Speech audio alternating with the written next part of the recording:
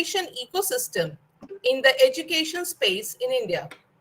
He spearheads Government of India's noteworthy initiatives like the Smart India Hackathon, Toy Hackathon, international initiatives like the Singapore India Hackathon, Asian India Hackathon, the India UNESCO Hackathon, to name a few. He is known as the Hackathon Man of India. He has played a vital role in establishing more than 2,500 institutions, innovation councils across India in higher education institutes. ARIA rankings, first ever rankings of institutions on innovation achievements. Yukti 2, India's first and only project collation platform. Then framing of national innovation and startup policy, a unique initiative named Kapila, Kalam Program for IP Literacy and Awareness, named after the famous ex-president, Dr. APJ Abdul Kalam. This program aims to increase the number of patent filings from higher education institutions in India. Dr. Gambhir is a very widely famous man, and he launched Kapila during the tenure of Dr. Ramesh Pokhriyal with the vision of encouraging and motivating higher education institute stakeholders to file at least 10,000 patents per annum.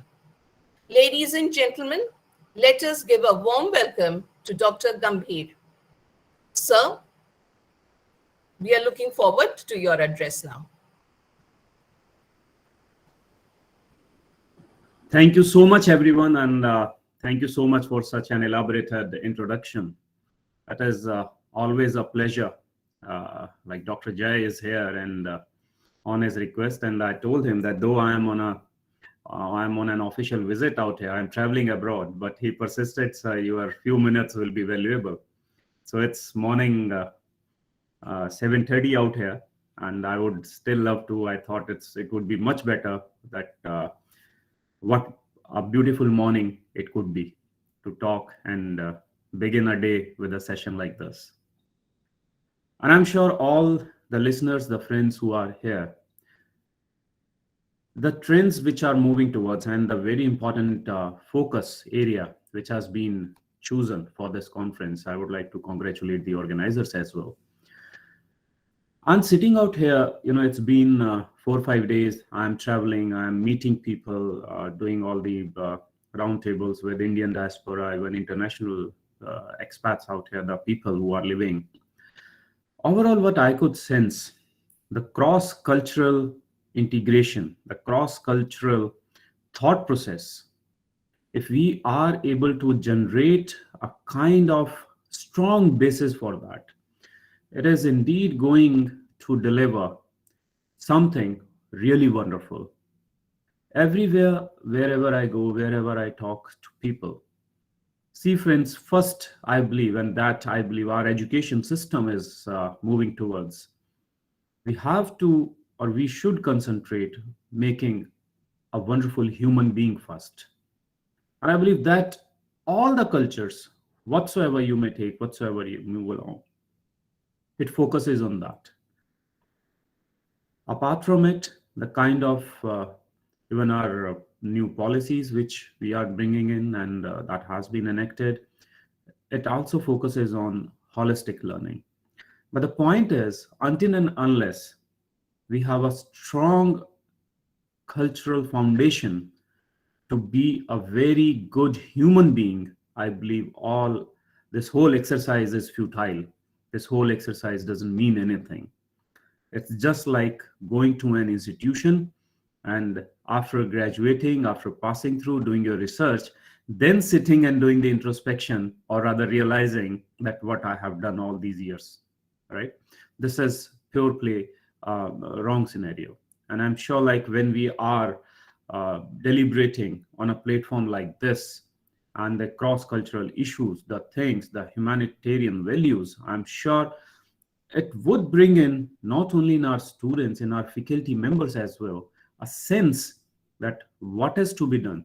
I always say, Forget about but for the researchers I'm talking about, for all the students and everybody, it is to live in the present is the wonderful thing as a human being we can do. But the onus for researchers, it is to look somewhere around 10, 15, 20 years forward and then bring back the situation. I'm sure like if we look around for 15 years, that is suddenly going to be implemented in another 5 years. And in that 5 years, out of those 3 years, we keep on coming up with all sort of deliberations, the policy matters and everything. And I genuinely believe that should be the task of think tanks. That should be the task of the learned people who are here. Submitting paper, it is one thing, but what kind of a value that paper is bringing in, what kind of basis that paper is bringing in for our youth, our generation, and other fellow researchers to think aloud. I believe that is something really important. We need to, concentrate. We need to deliberate.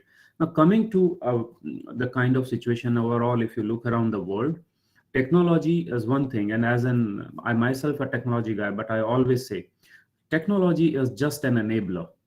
Technology is something which changes rapidly, right? But our fundamentals, do they change rapidly? No, they do not change. They are there. So that means our attitude, our creativity, our innovation quotient or intellectual quotient, our learning capabilities, adaptabilities, yes, they grow over the year. We get more and more insights. But technology through which we are doing all other aspects, doing other things, there are multiple ways of doing those things. So overall, as a researcher, as a student, as a learned man, as a lifelong learner, the major aspect what we have to do is develop our faculties in a manner that we, as a human being and overall ecosystem, must be adaptable to all those things which are going to discuss. And these comes from the values or the cultural aspects which we are carrying. Like if we say about not going into the religion kind of aspects, but still, if we look back and look around, the history or the kind of legacy which we all carry, it is from few thousand years. Still, we are not able to crack down, we are not able to grasp like few hundred years worth of knowledge, though we are moving towards the technology aspects. This is something which we should harness. This is something which we should moreover discuss at an international conference or the platform like this. What others are bringing, what we are bringing, how we can collaborate, how we can connect with each other, how we can learn from each other and take things forward. And if you or all of us, if we look around and if we go do a deep dive, I'm sure everybody will realize or must agree, everything boils down to making or becoming, how to make an individual a better human being. Everything boils down to that. It is just about, if we know something, we should be ready. We should be ready to share. If we are lacking something, we should be ready to accept from others. This is something overall, the kind of attitude, the kind of adaptability we must develop through these kind of cross-cultural and international interactions, and create a wonderful world for all of us everywhere to live in.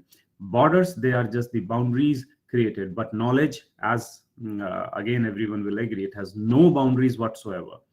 The thoughts, just like birds, can travel.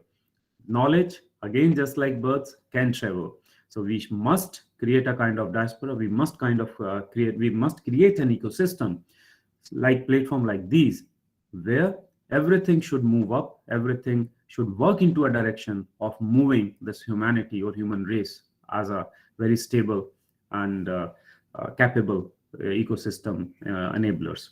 Thank you so much. Once again, I wish you guys all the very best of next 2 days, and I'm sure a lot of deliberations, a lot of contemplations, they are going to happen. Thank you. All the very best.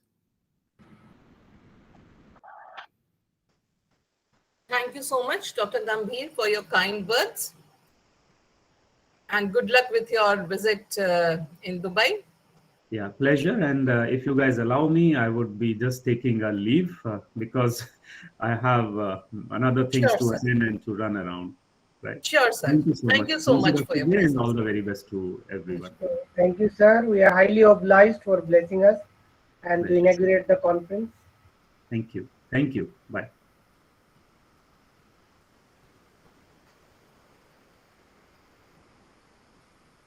Okay, so then we can stop the recording here now. Yes, yes, and And we can request start. everyone.